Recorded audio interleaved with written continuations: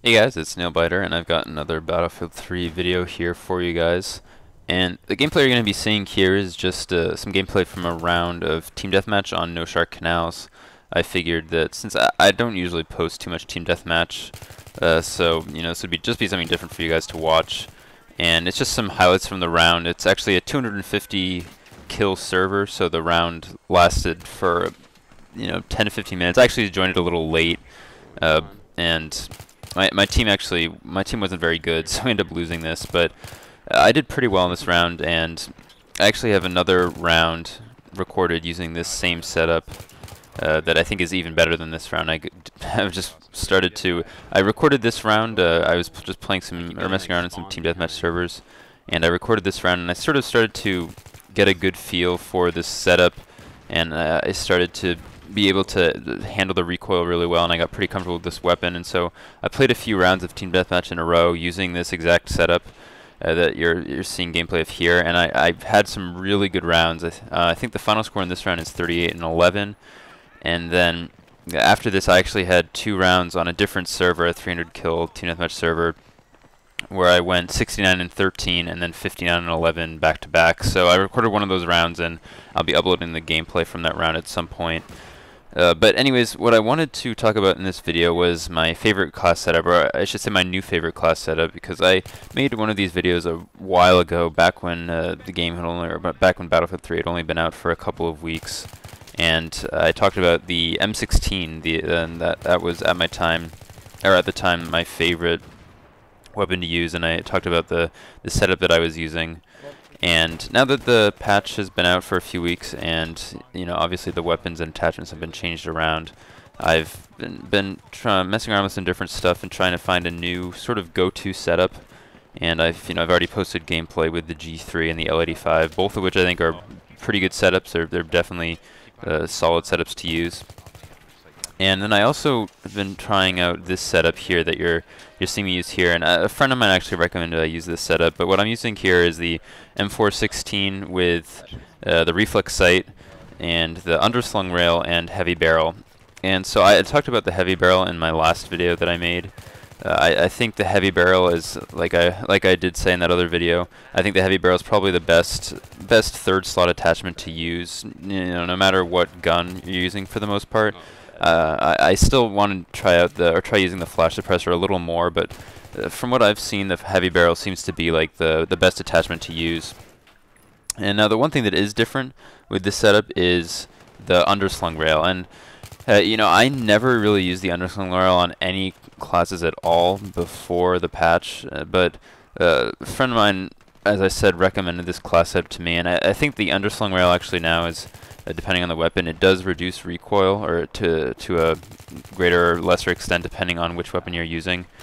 And I haven't really done too much with the foregrip, but I've definitely been pretty happy with this setup. And as you'll see, there's sort of a stretch here where I get into a kind of zone, and I get pretty comfortable with the feel of the weapon and the recoil that I'm getting and how much damage the weapon does, so that I don't have to waste any bullets with extra shots. And part of that also has to do with the scope. And in the last video I talked about the holographic scope, or that was the scope that I was using in that last video. And I believe in the G3 video that I posted, I was also using the reflex scope, or the reflex red dot sight. And this is probably my favorite sight to use. I know a lot of people, you see a lot of people, especially in the competitive scene, using the Cobra red dot sight.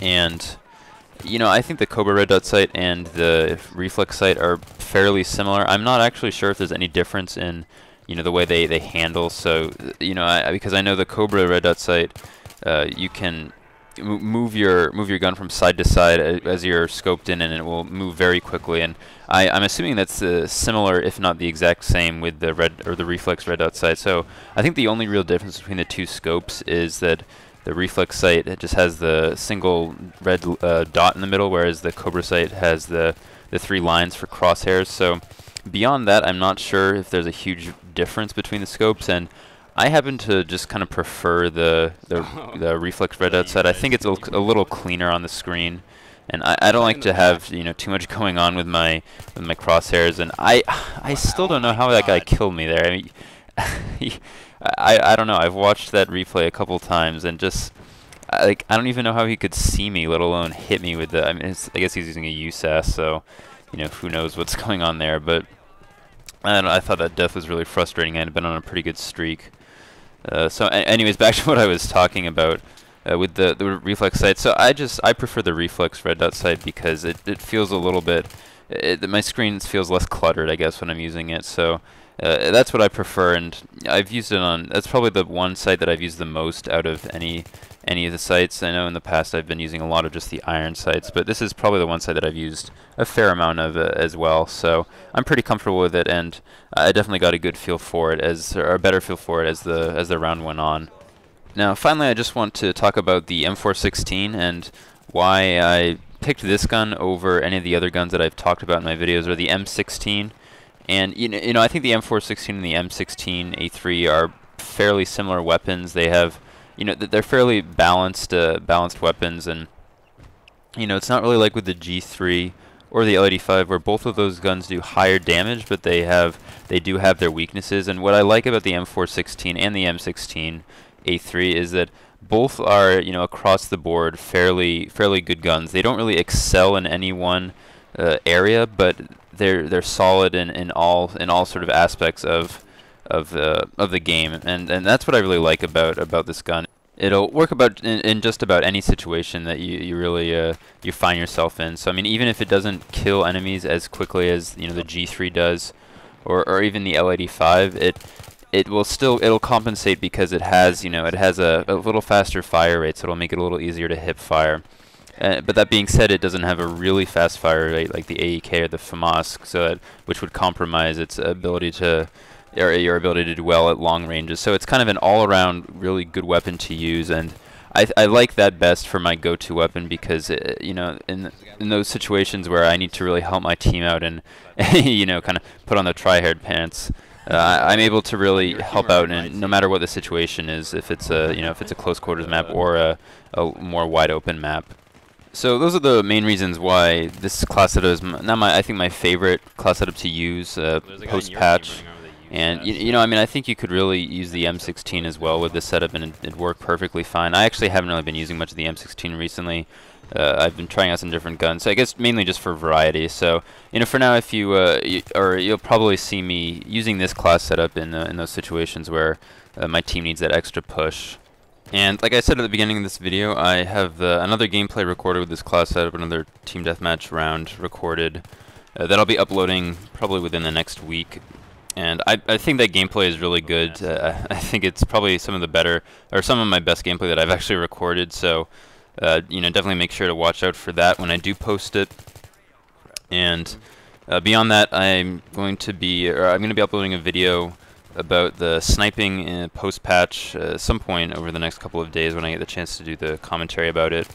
And beyond that, I still haven't been able to really get on a consistent schedule for doing those live commentaries, but I am going to, when I have the time, start to try to do those more regularly.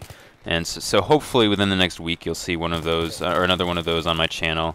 And otherwise, as always, let me know if there's a type of video or a weapon or something that you want to see me use or specifically in this game, or a type of video that you want to see me make in particular. Always just make sure to let me know, and I can't promise anything, but I'll see what I can do. And otherwise, this gameplay is just about finishing. The round is almost over. As I said before, my team does lose this round. It's pretty close, but I don't think anybody really, other than myself, really had a pretty good round on my team, as you'll see from the scoreboard. But anyways, I hope you guys enjoyed this video. Thanks for watching, and I'll see you guys later.